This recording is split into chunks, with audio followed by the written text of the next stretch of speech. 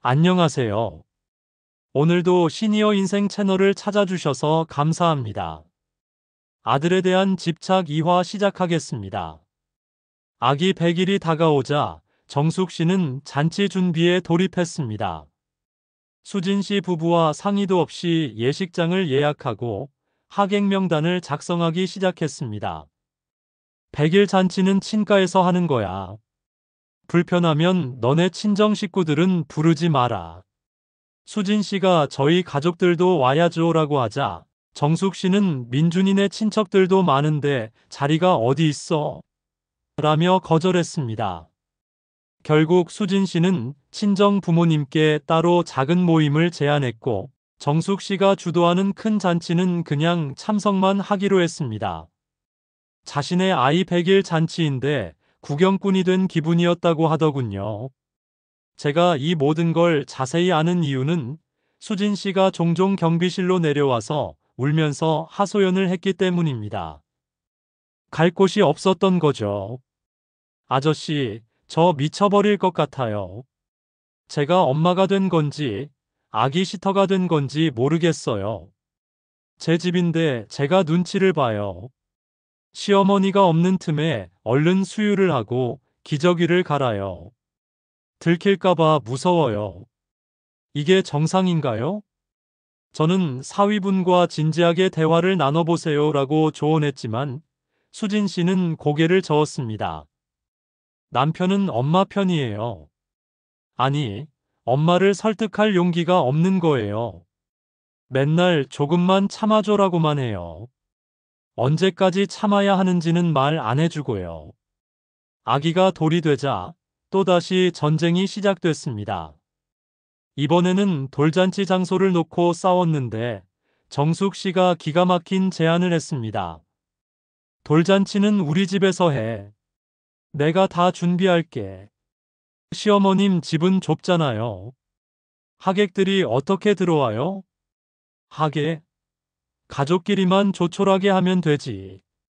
어차피 돌잔치는 형식일 뿐이야. 수진 씨는 자기 친구들과 친정 가족들을 초대하고 싶었지만 정숙 씨는 돌은 친가 중심으로 하는 거야라며 고집을 부렸습니다. 결국 수진 씨는 남편 몰래 친정 부모님과 친구들을 초대해서 따로 작은 파티를 열었습니다. 정숙 씨는 나중에 이 사실을 알고 민준이한테 내 와이프가 나를 무시하고 제멋대로 한다며 울었다고 합니다. 아기가 18개월이 되자 수진 씨는 직장 복귀를 준비했습니다. 어린이집을 알아보기 시작했죠. 그런데 정숙 씨가 어린이집은 안 돼. 내가 봐줄게라고 선언했습니다. 어머님도 연세가 있으시잖아요. 힘드실 텐데. 무슨 소리? 나는 팔팔해. 우리 손주를 남한테 맡길 수는 없어. 어린이집에서 무슨 일이 생기면 어쩌려고. 민준이도 엄마가 봐주신다는데 그게 더 좋지 않아? 라며 정숙 씨 편을 들었습니다. 수진 씨는 저는 제 아이를 전문 교육기관에 맡기고 싶어요. 사회성도 배우고 또래 친구들도 사귀어야죠 라고 설명했지만 정숙 씨는 18개월 아기한테 무슨 사회성? 할머니 사랑이 최고지라며 듣지 않았습니다. 참고 참던 수진 씨가 결국 폭발했습니다. 어느 날 저녁 정숙 씨가 또 열쇠로 문을 열고 들어오자 수진 씨는 소리쳤습니다. 이제 그만 좀 하세요. 여기 제 집이에요. 시어머님 집 아니에요. 뭐, 내가 손주 보러 오는데 무슨 소리야? 매일 오시잖아요. 매일. 저는 제 공간이 필요해요. 제 아기를 제가 키우고 싶어요. 정숙 씨는 울음을 터뜨렸고 마침 퇴근한 민준이는 아내를 나무랐습니다. 엄마한테 왜 소리를 질러? 도와주시겠다는 건데. 도와주는 게 아니라 통제하시는 거잖아. 당신은 모르나 봐. 내가 얼마나 힘든지. 그날 밤 수진 씨는 아기를 데리고 친정으로 가버렸습니다. 수진 씨는 친정에서 2달을 보냈습니다. 민준이가 찾아와서 돌아가자고 했지만 수진 씨는 조건을 제시했습니다. 시어머니랑 거리 둬. 일주일에 한 번만 방문하시도록 해줘. 그리고 우리 집 비밀번호 열쇠 절대 안 주기로 약속할 수 있어. 민준이는 머뭇거렸습니다. 엄마 마음이 너무 상하실 텐데. 당신 엄마 마음이 중요해. 내 마음이 중요해. 둘 다 중요하지. 그럼 선택해. 엄마 아니면 나랑 아이. 민준이는 대답하지 못했고 수진 씨는 답 나왔네요 라며 돌아섰습니다. 결국 수진 씨는 이혼 소송을 제기했습니다.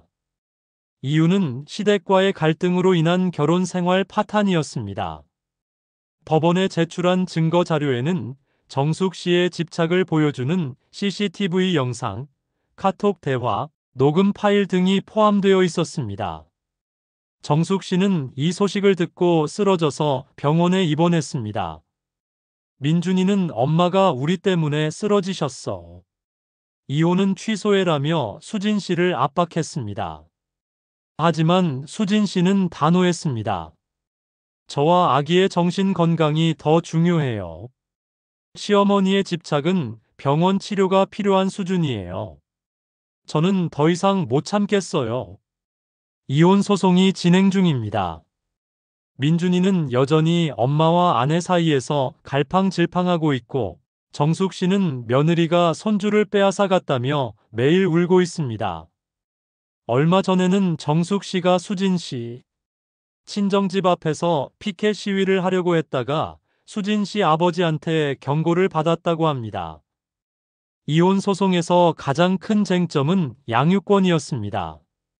민준이는 아이는 아빠가 키워야 한다며 양육권을 주장했지만 실상은 정숙 씨가 키우겠다는 의도였습니다. 법원 심리 과정에서 정숙 씨가 증인으로 나왔는데 그 발언이 가관이었습니다. 손주는 제가 키울 겁니다. 민준이는 일을 해야 하니까 제가 전담으로 돌보겠습니다. 엄마보다 할머니 손에서 자란 아이가 더 잘 큽니다. 판사가 어머니가 양육권자가 아니신데요 라고 하자 정숙 씨는 민준이 이름으로 하는 거지 실제로는 제가 키우는 거죠라고 당당하게 말했습니다. 이 발언은 오히려 수진 씨한테 유리하게 작용했습니다. 판사도 할머니의 과도한 개입이 우려된다는 의견을 냈다고 합니다. 더 충격적인 건 정숙 씨가 SNS 계정을 만들어서 자신의 입장을 올리기 시작한 겁니다. 본명은 숨기고 억울한 시어머니라는 닉네임으로 맘카페와 각종 커뮤니티에 글을 올렸습니다. 요즘 며느리들은 시어머니를 뭘로 보는 건가요? 손주 보러 가는 게 죄인가요? 밥 해주고 빨래 해주고 애 봐주면 고마워해야 하는 거 아닌가요? 저는 그저 아들과 손주가 사랑스러워서 도와주려고 했을 뿐인데 며느리가 저를 스토커 취급합니다. 심지어 이혼까지 하겠다고 합니다. 세상이 어떻게 된 건가요? 댓글은 양쪽으로 갈렸습니다. 시어머니가 너무하신 것 같아요라는 반응과 요즘 젊은 세대가 효를 모른다는 반응이 팽팽히 맞섰습니다. 하지만 정숙 씨가 매일 방문하셨다는 건가요? 라는 질문에 당연하죠. 손주가 잘 크는지 확인해야죠 라고 답하자 많은 사람들이 그건 좀 이라는 반응을 보였습니다. 민준이도 이 상황 때문에 직장 생활에 문제가 생겼습니다. 엄마의 전화를 받느라 회의 중에도 자리를 뜨고 점심시간마다 엄마를 만나러 가느라 동료들과의 관계가 소원해졌습니다. 상사가 민준 씨, 요즘 업무 집중이 안 되는 것 같은데 무슨 일 있어요? 라고 묻자 민준이는 가정사가 좀 복잡해서요라고만 답했습니다. 동료들 사이에서는 마마보이라는 별명이 붙었습니다. 누군가 민준이 형, 결혼 3년 차인데 아직도 엄마가 도시락 싸주세요? 라고 놀리자 민준이는 뭐가 문제인데요? 효도하는 거잖아요 라며 화를 냈습니다. 하지만 속으로는 힘들어했습니다. 어느 날 회식 자리에서 술에 취해 나도 잘 모르겠어요. 엄마 말이 맞는 건지, 와이프 말이 맞는 건지, 둘 다 포기할 수가 없어요라고 울먹였다고 합니다. 수진 씨의 변호사가 권유해서 정숙 씨는 심리 상담을 받게 됐습니다. 상담사는 정숙 씨의 행동이 분리불안 장애와 공의존 관계의 특징을 보인다고 진단했습니다. 남편을 여의고 나서 아들이 유일한 정서적 지지대가 된 거예요. 아들이 독립하는 것을 버림받는다고 느끼시는 거죠. 손주는 아들과 자신을 이어주는 새로운 연결고리가 됐고요. 상담사는 정숙 씨한테 아들의 가정을 존중하고 적절한 거리를 유지하는 연습을 해야 한다고 권했지만 정숙 씨는 제가 뭘 잘못했다는 거예요? 사랑하는 게 죄예요? 라며 받아들이지 않았습니다.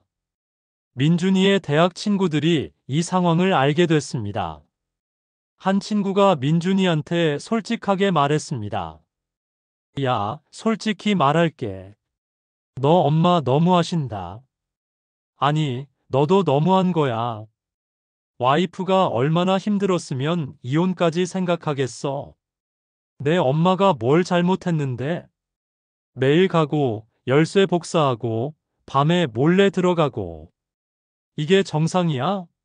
너 와이프 입장에서 생각해봐. 무섭지 않겠어? 엄마는 그냥 도와주려고 한 거야. 도움과 통제는 달라. 너 진짜 이혼하고 싶어? 그럼 계속 그렇게 살아. 근데 나중에 후회하지 마. 민준이는 화를 냈지만 집에 돌아와서 곰곰이 생각해 봤습니다. 친구 말이 맞는지도 모른다는 생각이 들었습니다. 제가 같은 동네에 오래 살다 보니 정숙 씨의 과거를 아는 분들을 만났습니다. 한 이웃분이 들려준 이야기입니다. 정숙 씨 남편 되시는 분이 평생 바람 피우고 사셨어요. 정숙 씨가 얼마나 힘들어했는지 몰라요. 남편은 집에 돈만 갖다 주고 거의 안 들어왔죠. 정숙 씨는 민준이한테 모든 걸 쏟아부었어요. 아들이 전부였던 거예요. 그래서 민준이가 효자가 된 거군요. 효자라기보다는 엄마의 유일한 희망이었던 거죠. 민준이도 그걸 아니까 엄마를 버릴 수가 없는 거예요. 근데 이게 결혼해서도 계속되니까 문제가 된 거죠. 이 이야기를 듣고 나니 정숙 씨가 조금은 이해가 됐습니다. 물론 그렇다고 해서 정당화될 수는 없지만요. 법원에서 조정을 권했습니다. 판사는 이혼보다는 관계 회복을 시도해 보는 게 어떻겠냐고 제안했습니다. 조정 자리에 민준이, 수진 씨, 그리고 정숙 씨가 모두 참석했습니다. 조정위원이 먼저 정숙 씨한테 물었습니다. 어머님, 며느님이 원하시는 게 뭔지 아시나요? 그야, 저를 안 보고 싶은 거겠죠. 그게 아니라 적절한 거리를 원하시는 거예요. 일주일에 한 번 정도 방문하시고 미리 연락하고 오시면 된다는 거죠. 일주일에 한 번? 손주를 일주일에 한 번만 보라고요? 말도 안 돼요. 수진 씨가 끼어들었습니다. 시어머님, 저는 시어머님을 싫어하는 게 아니에요. 그냥 제 공간이 필요해요. 제가 엄마로서 아이를 키울 기회를 주세요. 내가 너보다 육아 경험이 많은데 왜 내 도움을 거부하는 거야? 도움은 감사하지만 매일은 힘들어요. 그리고 제 방식대로 키우고 싶어요. 정숙 씨는 울음을 터뜨렸습니다. 나는 그냥 사랑하는 건데. 조정은 실패했습니다. 하지만 그날 밤 민준이는 처음으로 엄마한테 솔직하게 말했습니다. 엄마, 저 이혼하고 싶지 않아요.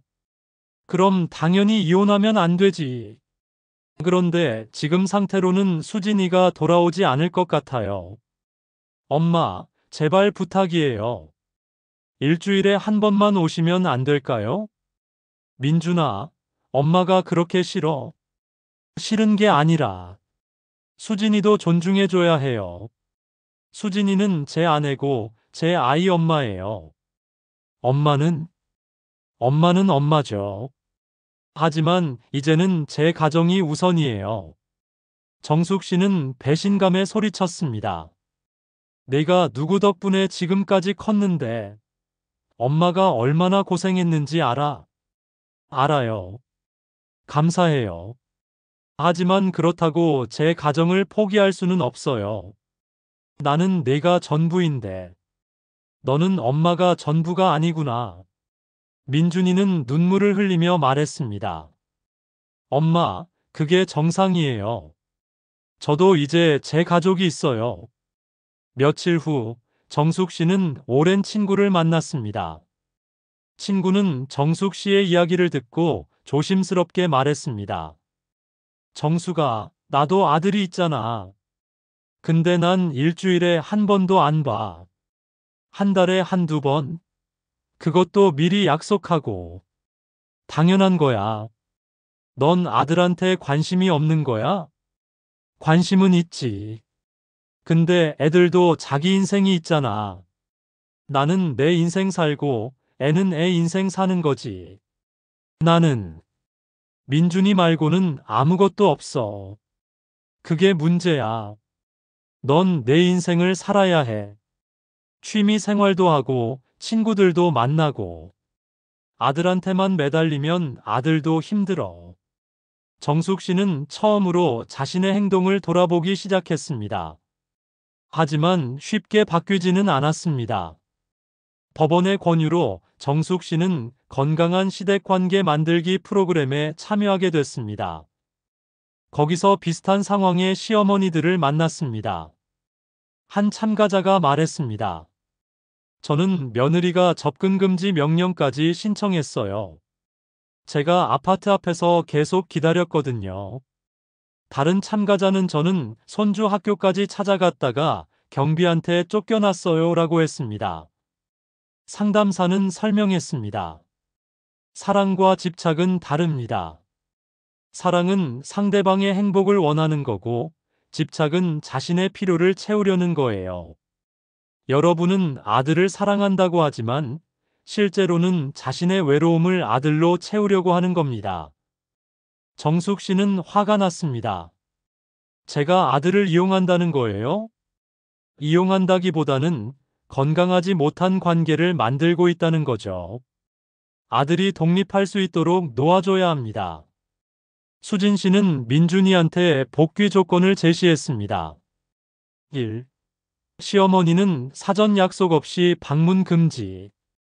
2. 일주일에 한 번, 두세 시간만 방문 허용. 3. 비밀번호 공유나 비상열쇠는 절대 안 드림. 4. 육아 방식은 엄마인 제가 결정. 5. 시어머니가 이 규칙을 어기면 즉시 친정으로 감. 민준이는 이 조건을 엄마한테 전달했습니다. 정숙 씨는 발작하듯 울었습니다. 이게 무슨 조건이야? 나를 범죄자 취급하는 거야? 엄마, 이게 마지막 기회예요. 이것도 못 지키시면 저는 정말 이혼할 거예요. 내가 나한테 이럴 수 있어. 엄마도 아빠한테 배신감 느끼셨죠? 저도 지금 배신감 느껴요. 엄마가 제 결혼을 망치고 있어요. 이 말에 정숙 씨는 말문이 막혔습니다. 정숙 씨는 마지못해 조건을 받아들였습니다. 처음 한 달은 정말 힘들었습니다. 매일 손주 생각에 잠을 못 잤고 전화기를 붙잡고 울었습니다. 하지만 조금씩 적응해 갔습니다. 친구를 만나고 복지관 프로그램에 참여하고 취미 활동을 시작했습니다. 처음으로 박정숙이라는 개인으로서의 삶을 살기 시작한 겁니다.